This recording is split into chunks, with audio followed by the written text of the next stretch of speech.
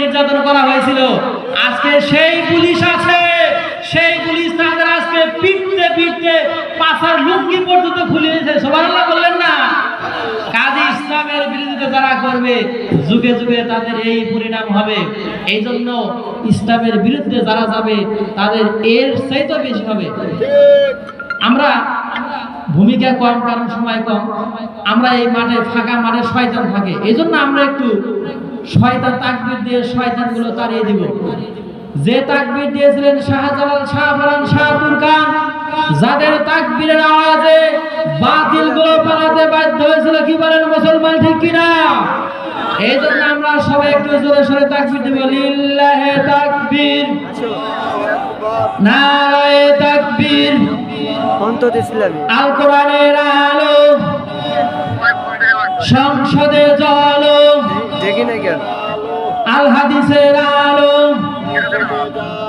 আলেম ওলামা যেখানে, মসজিদ মাদ্রাসা যেখানে, শেখ হাসিনা যেখানে থাকা যাবে। নাম বলে দেখেন, আগে যদি ওনার নাম না বলছে, ওনার দলে না যাওয়া গেছে, খুব বিপদ। আমরা তো যেখানে মিছিল মিটিং করেছি আসাই যায় না, কি যে বিপদ। এখন এদের নাম বললে আর থাকা যায়, বাঁচা যাবে? নাম বলে দেখেন পেটের মারি করো না, কি বলেন মুসলমান, ঠিক কিনা?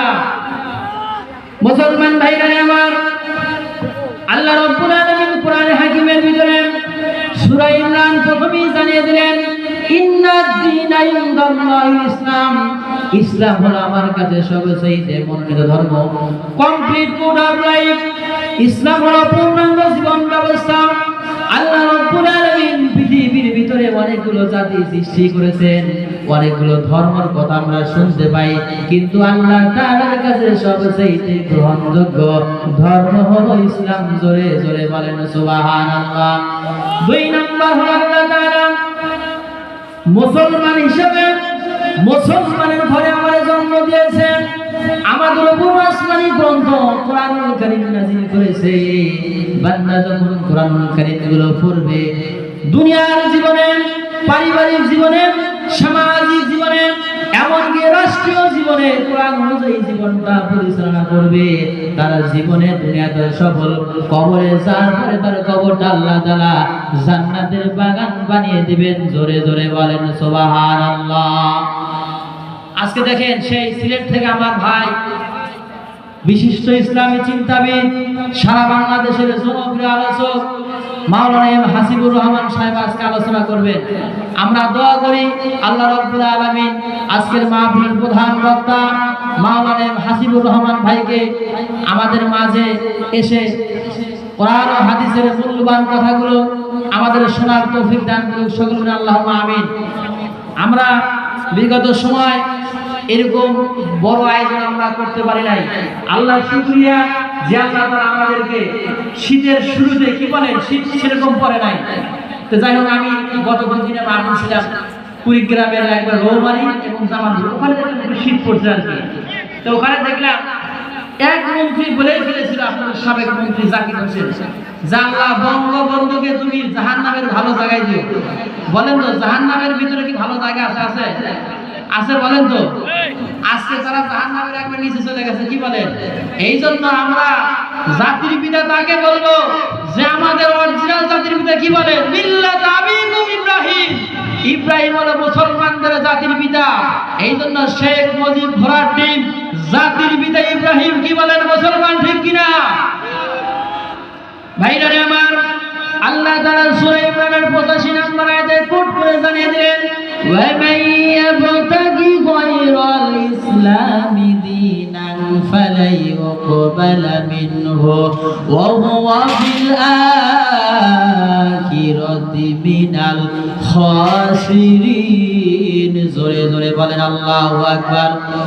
আল্লাহ তাআলা পরিষ্কার জানেন, বান্দারে, ইসলাম বাদ দিয়ে যদি ব্যবসা করো, রাজনীতি করো, যে কোনো কাজ তোমরা ইসলাম বাদ দিয়ে করবা, তোমরা যত বড় হাজী সাহেব হও না কেন, যত বড় টাকাওয়ালা হও না কেন, তোমাদের আমলগুলো, দোয়াগুলো আমি আল্লাহ তাআলার কাছে বুঝবে না। জোরে বলেন নাউজুবিল্লাহ। শুধু তাই নয়, ইসলাম বাদ দিয়ে অন্য কোনো মানুষের তৈরি করা আইন দিয়া দিনের জীবন, পারিবারিক জীবন, সামাজিক জীবন যদি আপনি পরিচালনা করতে যান, আল্লাহ তাআলা কোশ্চিন কালে গ্রহণ করবে না। শুধু তাই নয়, কিয়ামতের কঠিন মুসিবতের দিয়ে বিপদগ্রস্ত, ক্ষতিগ্রস্তর কাতারে আপনি দাঁড়িয়ে যাবেন। এই জন্য ভাইরা আমার, দীর্ঘ 50টি বছর আমরা ভাবির শাসন দেখেছি, চাচার শাসন দেখেছি, কত জনের শাসন আমরা দেখেছি, আল্লাহর কোরআনের শাসন আমরা দেখি নাই। এই জন্য সামনে একটা সুযোগ আসতেছে কি আসতেছে না, এই সুযোগ কিন্তু আমাদের হাত ছাড়া করা যাবে না। আমরা সকলের শাসন দেখেছি, কিন্তু আল্লাহর কোরআন কি কারো দলের? বলেন তো, কারো দলের? আল্লাহর কালাম সকলের। কি বলেন মুসলমান? এই জন্য আমরা আল্লাহর কালামের শাসন আগামীতে দেখতে চাই কি চাই না? আগামীর সংসদ হবে টুপিওয়ালাদের সংসদ, আগামীর পার্লামেন্ট হবে ইসলামের পার্লামেন্ট, আগামীর পার্লামেন্ট হবে কোরআনের পার্লামেন্ট। কি বলেন, ঠিক কিনা মুসলমান? আজকে আমরা প্রধানমন্ত্রী হিসেবে তাকে দেখতে চাই। বাইতুল মুকাররম জাতীয় মসজিদের যে ইমামতি করার যোগ্যতা রাখে, তাকে আমরা প্রধানমন্ত্রী দেখতে চাই। কি বলেন, ঠিক কিনা? 2 নাম্বার, আমরা এমপি হিসাবে শেরপুর তথা 300 আসন এমপি হিসাবে তাকে দেখতে চাই, যারা শেরপুরে উপজেলার মডেল মসজিদ, শেরপুর বড় মসজিদ, শাহী মসজিদ বলেন, ধুনবাড়ি উপজেলা মসজিদ বলেন, বড় বড় মসজিদের ইমামতি করার দায় যোগ্যতা যার আছে, তাকে আমরা এমপি হিসেবে দেখতে চাই। কি বলেন, ঠিক কিনা? উদাহরণ দিলে বুঝবেন। আমরা যখন মসজিদে ইমাম সাহেব নিয়োগ দিতে যাই, ইমাম সাহেবের দাড়ি দেখি ঠিক আছে কিনা, এরপর লেবাস ঠিক আছে কিনা। এখন একজন লোক নামাজ পড়ে না, কিন্তু মসজিদে সে টাকা দেয়, মাসিক বেতন দেয়। যদি দেখি ইমাম সাহেবের লেবাস ঠিক আছে কিন্তু দাড়ি নেই, বলেন তাকে ইমামতি নিবে? ওই লোকের মুখে দাড়ি নাই, কেউ কিন্তু নিবে না। তাহলে আমরা সংসদে একটা লোক পাঠাবো যারা 300 মানুষের ভাগ্য পরিবর্তনের জন্য কাজ করে। আমরা যদি মশালা লোক সংসদে পাঠাই, আমাদের ইসলামের কোনো উপকার হবে? আজকের এই মাহফিলে যদি বলা যায়, এই যে পাশে মসজিদ, শেরপুর ধরনের যারা এমপি দাঁড়াবে, 4-5 জন যারা আছে, যদি বলেন যে হুজুর এমপি সাহেব আপনাদের সম্মান সবার উপরে, কারণ তারা যদি আমাদের পাশে আসে আমরা সিয়ার ছেড়ে দিই কি দিই না? আজকে মসজিদে ইমামতি করার যোগ্যতা যারা আছে তাকে আমরা এমপি সাহেব ভোট দেব। বলেন তো 4-5 জন যারা আসবে কয়জন পারবে? কাপড় নষ্ট হয়ে যাবে কি যাবে না? এই জন্য যদি ইসলাম পন্থীদের ভোট দেওয়া যায়, কোরআনের পক্ষে রায় দিলে তারা রটের পরিবর্তে বাস দেবে না। কি বলে? আর যদি আপনারা ভুল করে অন ইসলামপন্থী ভোট দিয়েই দেন, শুধু বাস দেবে না, গাইডলা বাস দেবে, গাইডলা বাস। ভাইরা আমার, এই জন্য ভুল করা যাবে না। আমরা আল্লাহর কোরআনের শাসন আল্লাহর জমিনে দেখতে চাই।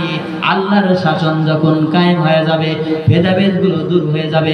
নামাজের কাতার যখন বান্দা যখন নামাজের জন্য যখন দাঁড়িয়ে যায়, ধনী গরিবের ভেদাভেদ থাকে না। একজন ধনী মানুষের পাশে যখন একজন গরিব মানুষ চলে আসে, দেখবেন ওখান থেকে তাকে সরাইতে কেউ দিতে পারে না। কি বলেন? কে সরাইতে দিতে পারে? তদ্রূপভাবে ইসলাম যখন কায়েম হয়ে যাবে, ইসলামের রাষ্ট্র যখন কায়েম হয়ে যাবে, ধনী গরিবের কোনো ভেদাভেদ থাকবে না। আমার আপনার চেয়ারম্যান মেম্বারের পিছে পিছে ঘুরতে ঘুরতে একটা ভাতা পর্যন্ত আমরা পাই না, আছে কিনা?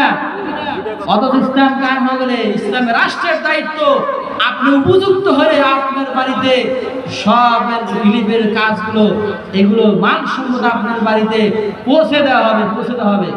মুসলমান ভাইরা আমার, ইসলাম কায়েম করতে গিয়ে সাহাবায়ে কেরামদের জীবনগুলো চলে গেছে, আর আমরা মুসলমান ইসলাম কায়েম করতে গিয়া আমাদের শরীরের একটা লোম পর্যন্ত ক্ষতি হয় নাই। বলেন ঠিক কিনা?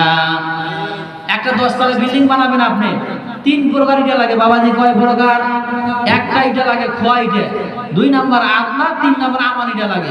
এই খোয়াগুলো নিচে দেওয়া হয়, আদলা মাঝে মাঝে লাগে, আর আমান বিভিন্ন জায়গায় লাগে। এখন যত বড় বিল্ডিং তত নিচে ভিড় দিতে হয়, কারণ ভিড় দুর্বল হলে বিল্ডিং পড়ে যাবে কি যাবে না? ইসলাম কায়েম করতে গিয়ে আল্লামা দেলাওয়ার হোসেন সাঈদী সহ রংপুরে আবু সাঈদ থেকে মুগ্ধ পর্যন্ত অনেকের জীবন চলে গেছে কি যায় নাই? তারা মাটির নিচে আছে, তার মানে খোয়াইটা। আর যারা আহত হয়েছে তারা হলো আদলাইটা।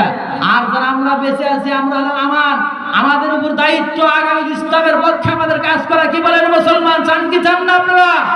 আমরা আগামী দিনের সংসদ কোরআনের চাই কি চাই না? এই যে আমি গিয়েছিলাম আমার ভাই ইমাম সমিতির সেক্রেটারি মুফতি আব্দুল্লাহ ভাই সহ আবু সাঈদের বাসায় গিয়েছিলাম, তার কবরে জিয়ারত করলাম, আমরা ওনার আব্বার সাক্ষাৎ করলাম এই গত শনিবারে। ওনার আব্বার সন্তান শহীদ হয়েছে, কোনো টেনশন নাই, আমি গর্ববোধ করতেছি আমার সন্তান শহীদ হয়েছে। সুবহানাল্লাহ বললেন না? কারণ আমরা ইয়ং মানুষ, বক্তা মানুষ, আমাদের সাথে কেউ ছবি তুলতেছে না। আবু সাইদের বাপ বলছে যে হুজুর 1 কোটির উপরে মনে মানুষ ছবি তুলতেছে আমার, আমি একজন বয়স্ক মানুষ, বলছে আপনি আরো তুলবো, কারণ আমার মতো একটা ছোট বক্তা শেখপুরে কেউ চিনি না। কি বলেন? আর আপনাকে প্রধানমন্ত্রীর চেয়ে বেশি চেনে, সারা পৃথিবী চিনছে কি চেনে নাই? এক আবু সাইদকে সারা পৃথিবী চিনছে কি চেনে নাই? আমি গতকালের আগের দিনে কুড়িগ্রামের মাহফিলে আমার পাশে একটা হাজী সাহেব বসা আছে, সে দেখো বলছে হুজুর আমার প্রথম নাতির হয়েছে, একটা নাম রাখেন তো। তা আমি দেখলাম চাচা কি নাম রাখবো, পরিচিত নাম রাখবো না অপরিচিত? না, আমার নাতির নাম রাখবো পরিচিত। বুঝলাম চাচা ধনী মানুষ, টাকা আলা, তাহলে তো একটু পরিচিত রাখা দরকার। তা আমি বললাম চাচা আপনার নাতির নাম হলো শেখ হাসিনা। যে এই কথা বলছি চাচা সেই রাখ, বুঝতে পারলাম চাচা ওই দল করে।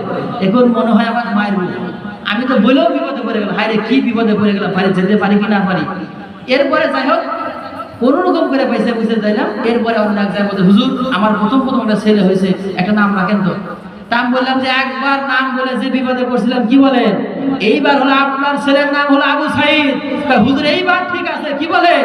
কারণ এক আবু সাইদকে সারা পৃথিবী চিনেছে, এর নাম ঘরে ঘরে হবে, কিন্তু এই শয়তান হাসিনার নাম কেউ রাখবে না। রাখবে? আবু জেহেল চলে গেছে 1500 বছর আগে, ফিরআউন নমরুদ চলে গেছে, এদের নাম অমুসলিমরা রাখে না। আছে একজন হিন্দুদের ভিতরে আবু জেহেল খুঁজে পাবেন?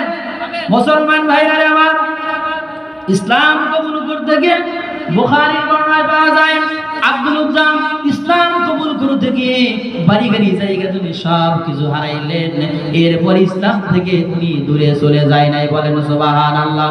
20 বছর টকবকে যুবক, ছোট্ট অবস্থায় বাবা মারা গেছে, ইতিম অবস্থায় চাচার বাড়িতে লালিত পালিত হচ্ছিলেন। বিশ্বনবী সরদারে দো আলম নবী মুহাম্মদুর রাসূলুল্লাহ মক্কা থেকে যখন মদিনাতে হিজরত করার পরে আমার নবীর আদর্শ দেখে আব্দুল উজ্জা ইসলাম কবুল করবেন, কিন্তু চাচার বাড়িতে লালিত পালিত হচ্ছিলেন, চাচার ভয় করতে পারে না। একদিন বলে ফেললেন চাচা, বিশ্বনবী জনাবে মুহাম্মদুর রাসূলুল্লাহ সাল্লাল্লাহু আলাইহি ওয়াসাল্লাম যে আল্লাহর নবী, এই হিসেবে আপনার মতামত কি আমি জানতে চাই। বলে চাচা আমারও তো চাচা বল ভাই আমারও তো তাই মনে হয়। বলে আপনার যদি তাই মনে হয় ইসলাম কবুল করবেন কিনা জানতে চাই। চাচা বলছে না কখনো ইসলাম কবুল করব না। ভাতিজা বলছে চাচা দীর্ঘদিন অপেক্ষায় ছিলাম আপনি ইসলাম কবুল করবেন, আর আপনাকে দেখে দেখে আমি ইসলাম কবুল করব, কিন্তু আপনি যখন ঘোষণা দিয়েছেন ইসলাম কবুল করবেন না, আপনাকে সাক্ষ্য রেখে আমি ঘোষণা দিলাম, আমি পড়ে নিলাম। সবাই পড়েন লা ইলাহা ইল্লাল্লাহু মুহাম্মাদুর রাসূলুল্লাহ সাল্লাল্লাহু আলাইহি ওয়াসাল্লাম। চাচা বলতে ভাতিজা এর পরিণাম জানো? বলছেন না চাচা জানি না। বলে আমার বাড়ি থাকো, আমার বাড়ি ঘর ছাড়তে হবে। বলে রাজি আছি। বলে শুধু তাই নয়, তোমাকে যে সম্পদ দিয়েছি সব ছাড়তে হবে, উট দুম্বা ভেড়া বলি, বলে তাও রাজি আছি। চাচা বলছে শুধু তাই নয়, গায়ে যে তোমার জামা আছে, পরনে যে লুঙ্গি আছে সব ছাড়তে হবে। বলে চাচা ইসলামের জন্য আমি সব কিছু ছাড়তে আছি। সঙ্গে সঙ্গে আব্দুল উজ্জা গায়ের জামা এবং পরনে লুঙ্গিটা খুলে দিয়ে দিলেন। ভাইরা আমার, উলঙ্গ অবস্থায় আরশ আজিমের দিকে তাকিয়ে ডাকতে বলে আল্লাহ, ইসলামের জন্য জীবন চলে গেলে আপত্তি করি না, সম্পদ হারাইছে আপত্তি করি না, আল্লাহ আমার পরনের লুঙ্গিগুলো খুলে নিয়েছে এরপর আপত্তি করি না। আল্লাহ কিয়ামতের ময়দানে আল্লাহ জান্নাতের বারান্দায় একটু জায়গা করে দিও। বলেন সুবহানাল্লাহ। ভাইরা আমার বলেন, একজন মানুষের কাছে যখন টাকা না থাকে কি বিপদে পড়ে যায়, কিন্তু একবারে যুবক 20 বছর টকবকে যুবক উলঙ্গ হয়ে ওই অবস্থায় তার কেমন লাগে। সঙ্গে সঙ্গে অবস্থা হাঁটি পা পা করে মায়ের বাড়ির দিকে চলে গেলেন। মায়ের দরজা গিয়ে লক করেন, মা আসেননি। মা কণ্ঠ সাউন্ড পাওয়ার পরে বলছে কে বাবা? দরজা